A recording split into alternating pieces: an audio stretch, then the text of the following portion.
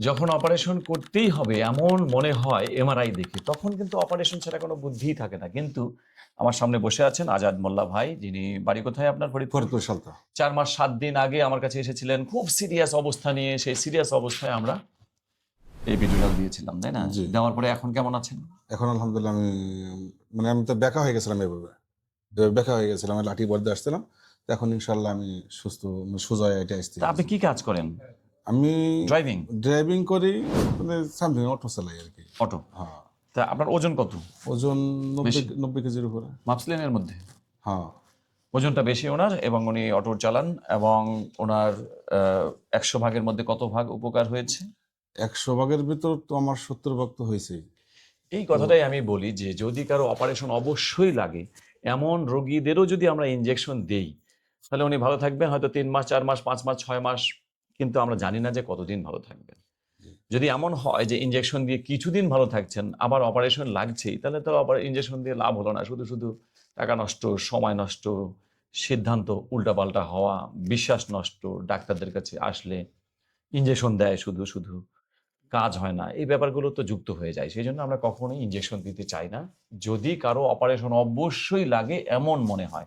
এমনকি আমি ইদানিং এমনও বলছি যে এমন আমার ব্যায়ামগুলো করে লাভ নাই, ফিজিওথেরাপি দিয়েও লাভ নাই। যখন অপারেশন অবশ্যই করতে হবে, ডিস্ক অনেক দূর ঝুলে গেছে, এমন অবস্থায় ফিজিওথেরাপির কোনো কাজ নেই, তখন অপারেশনটা must as early as possible. তো কিন্তু ইনি হচ্ছেন ব্যতিক্রম, আজাদ মোল্লা ভাই, যাকে ইনজেকশন দেওয়ার পরে এখন আপনি 4 মাস 7 দিন পরে 80% জি, ভালো আছেন। 80%। এখন আপনি কি করতে চান? অপারেশন করবেন না? যে অপারেশন আমার মতো কোনো প্রশ্নই আসে না। মাজায় তোমার সমস্যা নেই, কিন্তু আমার সমস্যা এখন যে 2 পায়ে যে ঝিঝি করার পরে, মানে এইটুক সমস্যার জন্য আমি মূলত ওটাই তো পিএলআইডি। আশা। মাজায় ব্যথা থাকতে পারে, নাও থাকতে পারে, কিন্তু কিন্তু মাজায় পায়ের দিকে তো সমস্যা হ্যাঁ, হচ্ছে। পায়ের দিক থেকে পায়ের দিকে সমস্যা। ঝিঝি অবশ, উনি অবশ বলেছেন, অবশ কিন্তু ডেঞ্জারাস। হ্যাঁ। কতক্ষণ হাঁটলে, না হাঁটলে হয় না, হাঁটলে হয়ই না আমার। বসে থাকলে? এই বসে থাকলে কতক্ষণ বসে থাকলে? বসে থাকলে ধরেন আমি বঙ্গাসন দিয়ে বসি, তো ধরেন না, বঙ্গাসন তো অনেকে ঝিঝি লাগবে। এই যে চেয়ারে বসে থাকলে চেয়ারে বসে থাকলে পায়ে ঝিঝি লাগে? আমি তো আসতে সারাদিন বসেই আছি, এখন জিজি নাই, পুরাট আছে, শুধু জিজি নাই এখন। কতক্ষণ বসে থাকলে পায়ে ঝিঝি? আপনি তো অবশ বলেছেন, ঝিঝি বলেছেন, কতক্ষণ বসে থাকলে? জি স্যার, এটা কিন্তু সব সময়ের জন্য না, কখন? মানে মাঝে মধ্যে হয়। তাহলে তো আপনার সমস্ত লক্ষণই নাই। আজকে হয়েছে 80% না, আপনার তো আজকে হয়েছে, আমি যদি একটু 95% নাই। বেশি হাঁটাচলা করি তাহলে সমস্যা নাই, মানে এটা হাইটা বসলে সমস্যা। বসলে মানে রেস্টে থাকলে বেশি তো সমস্যা। ঠিক আছে, ওনার লক্ষণ যেহেতু তেমন এখন নাই, আমরা এখন আর অপারেশনের দিকে যাচ্ছি না। আপাতত যেটা বলছি যে ঠিক আছে, আপনি এভাবে চালান, ব্যায়ামগুলো চালান, ওজন শরীরের কমান, এবং আমাদের যে পিএলআইডি গাইডলাইন আছে সেই গাইডলাইনটা ফলো করেন। গাইডলাইনটা আমরা সকল রোগীকে দেখে দিই, যেখানে লেখা আছে হাই কমোড লো কমোডের ব্যাপার, সঠিকভাবে নামাজ পড়ার ব্যাপার, এছাড়া ভারী বস্তু সঠিক নিয়মে তোলা, পিছন পকেটে মানি ব্যাগ না রাখা, সারা বছর কোমরে বেল্ট না পরা। আপনি বেল্ট তো পরেন না? না স্যার। আর শোয়ার নিয়ম, কিভাবে শোবে, বিছানাটা কেমন হবে, পানি দিনে কমপক্ষে 10 গ্লাস, কারণ পানি বেশি খেলে ডিস্কের উচ্চতা বাড়ে, ডিস্কের হাইড্রেশন হয়।